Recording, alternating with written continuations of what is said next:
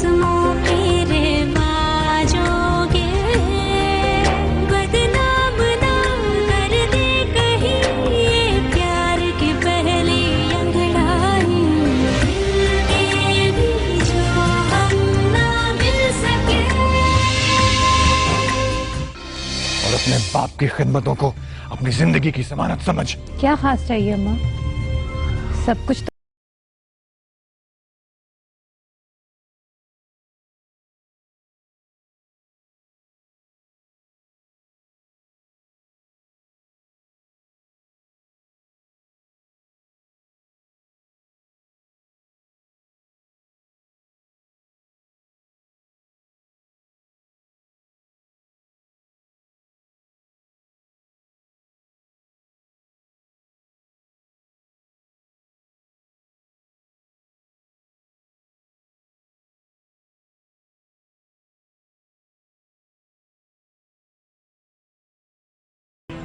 तो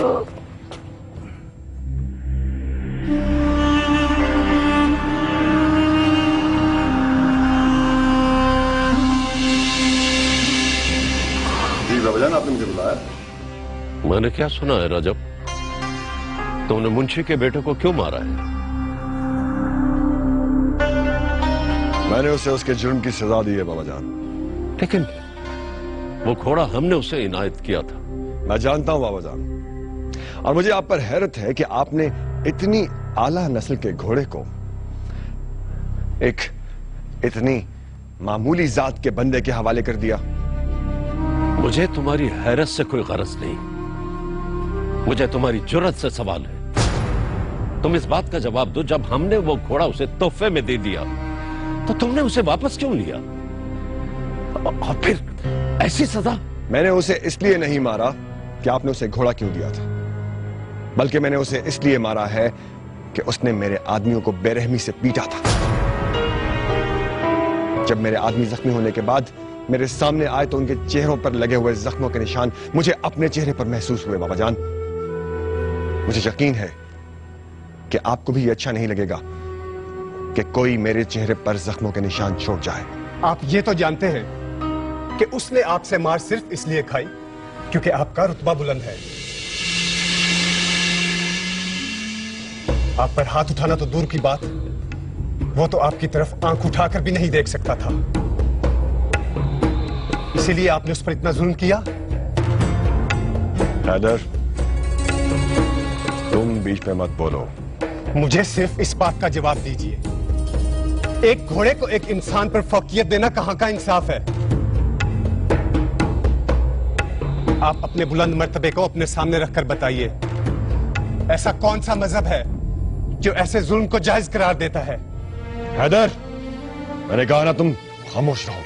आप इस गांव और गांव वालों के मुस्तकबिल के वाली हैं, इस रैयत और उससे इंसाफ की गद्दी के वारिस हैं। क्या आपको ऐसा जुल्म जेब देता है? बाबाजान,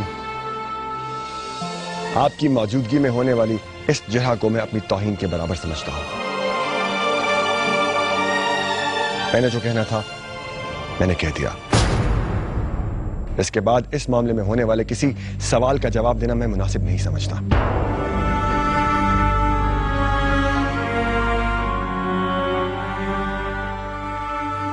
हैदर, तुम मुंशी के बेटे को देखने गए थे? जी बाबाजान, मैं उसे हवेली में लाया हूं, मेहमान खाने में ठहराया है। उसकी मरहम पट्टी की जा रही है। अच्छा किया। मुंशी, तुम घर जाओ। अच्छों को हवेली का मेहमान बनाया गया, तुम्हें फिक्र करने की जरूरत नहीं है। इंशाअल्लाह वो ठीक हो जाएगा। जाओ।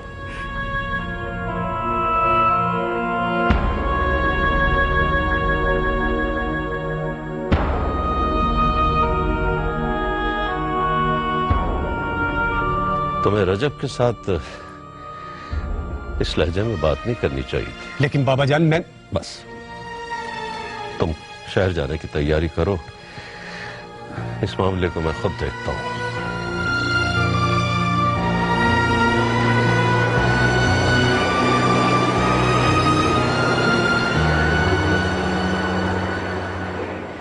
कहाँ होगा मेरा बेटा? अच्छू के अब्बा, अच्छू कहाँ है? जहां भी है ठीक है, लेकिन है किधर? साथ क्यों नहीं लेके आए आप? हवेली में है। पीर साहब ने मेहमान बना लिया है उसे। ये कैसा मेहमान बनाया है? मेरा मेरा कलेजा फटा जा रहा है। मैं कहती हूँ अभी जाओ और उसे लेकर आओ। पीर साहब का हुक्म है कि वो कुछ दिन हवेली में ही रहेगा। क्यों रहेगा उधर? क्यों रहेगा? उन्होंने अपना घोड़ा वापस ले लिया है ना, मार भी लिया है। और क्या सजा देना चाहते हैं उसे? मैं कहती हूँ जाके मेरे अच्छू को ला के दो। एक बार कह दिया ना तुझे, क्यों समझ नहीं आती तुझे? तूने बिगाड़ा है उसे। बाप के सामने जुबान चलाने वाले ने पीर साहब से टक्कर ली है, बेहुरमती की है उनकी। अब उसको उसके किए की सजा मिलेगी। अब उसे बर्दाश्त करना पड़ेगा। फिक्र मत करो, मिल जाएगी उसे आजादी। बहुत जल्द मिल जाएगी उसे आजादी। मेरे अच्छू को ला दो, मेरे अच्छू को ला दो, मेरे अच्छू को ला दो। या अल्लाह, मेरे अच्छू को दे दो।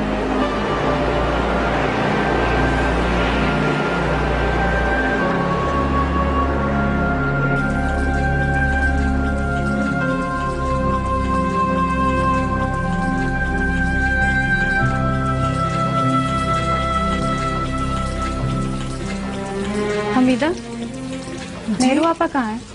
ना ही वो अपने कमरे में और ना ही बड़ी अम्मा खैर होंगी। क्या छत पे?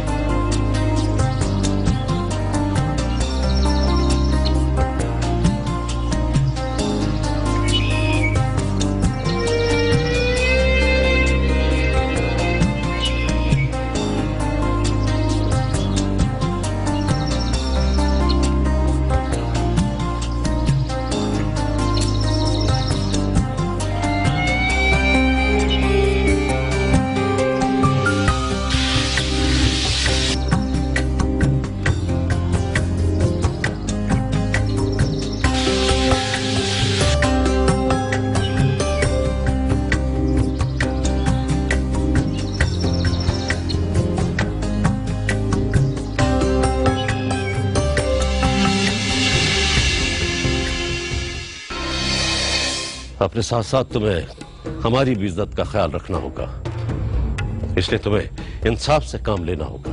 तुम्हारी हैसियत क्या है तुम्हें अच्छी तरह अंदाजा हो गया होगा।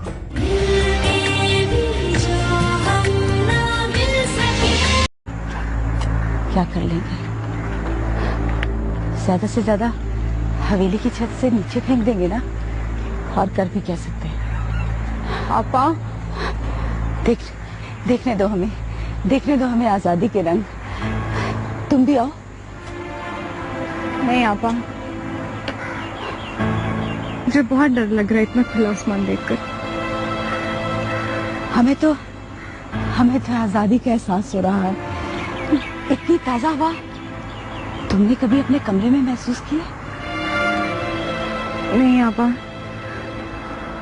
यहाँ देखो, देखो कैसे आसमान जमीन से मिल रहा है।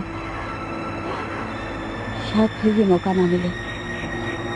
आपा, ये सब कुछ बहुत खूबसूरत है, मगर क्या दीदी? आपा नीचे चलते हैं, वरना इसी हवेली के जरा दीवार में बाबा जान और रजब भाई। बुज़दिल, तुम्हें किसने बताया कि हम ऊपर? हमीदा ने। उल्लू की पट्टी। आपा नीचे चलते हैं, इससे पहले कि वो अम्मा जन को बता दे। 1 मिनट से। आपा चलिए, बहुत मसला हो जाएगा। क्या हो गया तुम्हें मानना पड़ेगा कि आज तुमने जो कुछ किया गलत किया। तुम्हें इस बात का एहसास होना चाहिए कि हमारी रियाया हमारी गुलाम नहीं है, वो हमारी मेहरबानियों की वजह से हमारी ताबे है। तुम हमारी गद्दी के वारिस हो, अपने साथ साथ तुम्हें हमारी भी इज्जत का ख्याल रखना होगा, इसलिए तुम्हें इंसाफ से काम लेना होगा। बाबा जान, अपनी दानिश में मैंने जो भी ठीक समझा वही किया, लेकिन फिर भी अगर आप इससे गलत कह रहे हैं तो अपनी गद्दी का वारिस होने की हैसियत से उस लड़के के साथ इंसाफ करने का एक और मौका आपको मुझे ही देना होगा। ठीक है, मैं उम्मीद करता हूं तुम कोई गलत फैसला नहीं करोगे। जी मैं कोशिश करूंगा।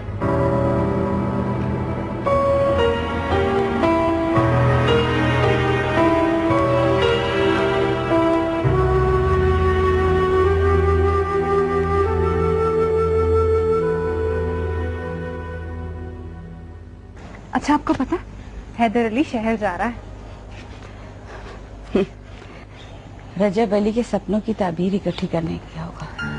हमारे सपने भी तो शायद कभी पूरे नहीं होंगे। आप मायूस नहीं होते, मायूसी गुनाह है।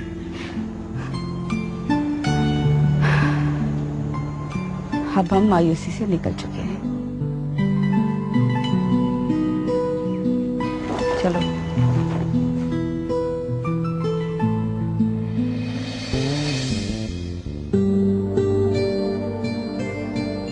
रजिया, तो मेरी मदद नहीं कर सकती?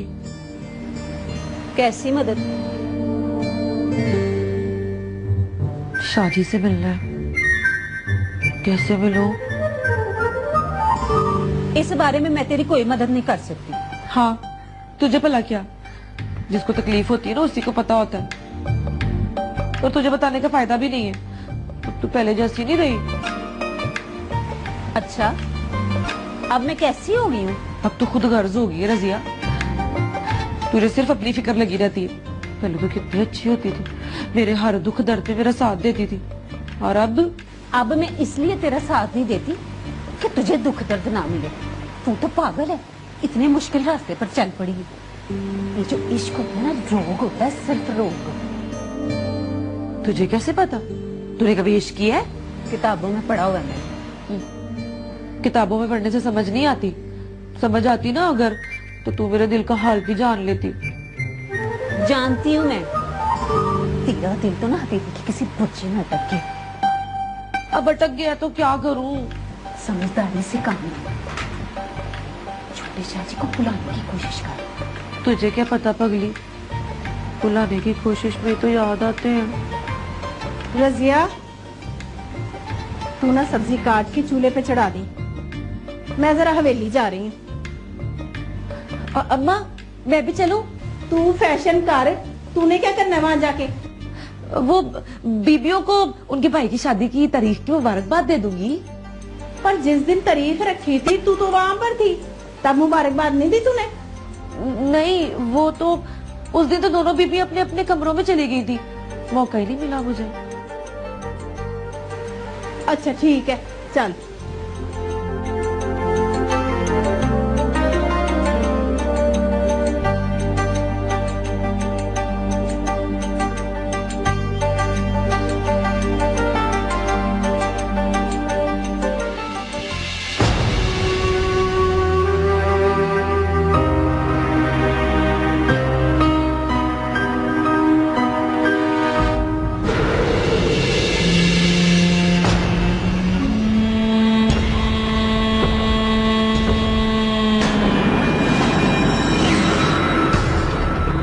तुम्हारी हैसियत क्या है तुम्हें अच्छी तरह अंदाजा हो गया होगा।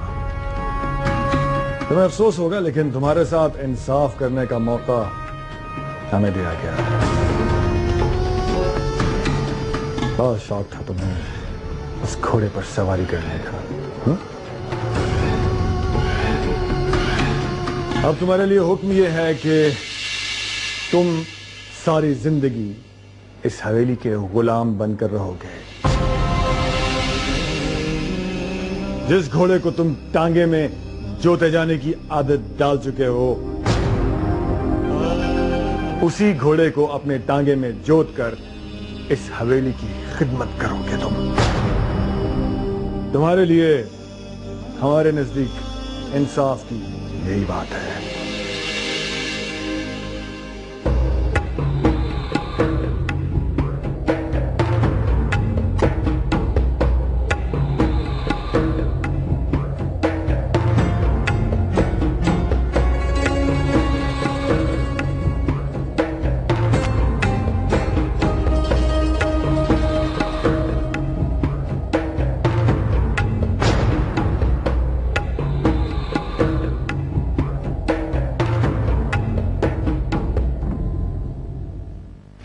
सफिया कपड़े लेकर जनान खाने में आ जाओ, दर्जन आने वाली है। सलाम अम्मा जान। वालेकुम अस्सलाम। जा रहे हो बेटा? जी अम्मा जान। अच्छा ठीक है, ये लिस्ट मैंने तैयार कर दी है, सारा सामान लेकर आना। ठीक है अम्मा जान। सलाम बीबी साहिबा। सलाम बीबी साहिबा। वालेकुम अस्सलाम। सलाम छोटे शाहजी।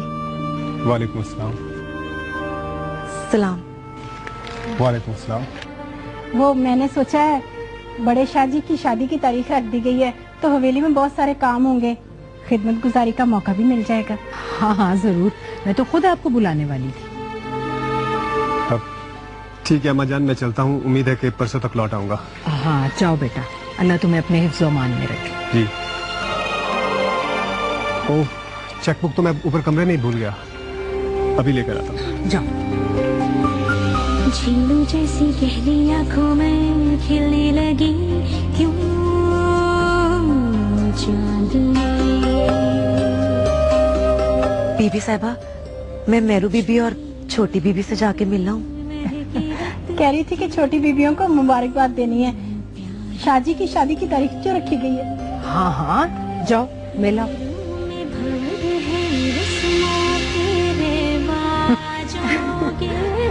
मलानी साहिबा, मैंने वो दर्जन को बुलवाया, मैं समझा दूंगी सारा काम, फिर आपने निगरानी करनी है सारे काम। जी बीबी साहिबा। हाँ।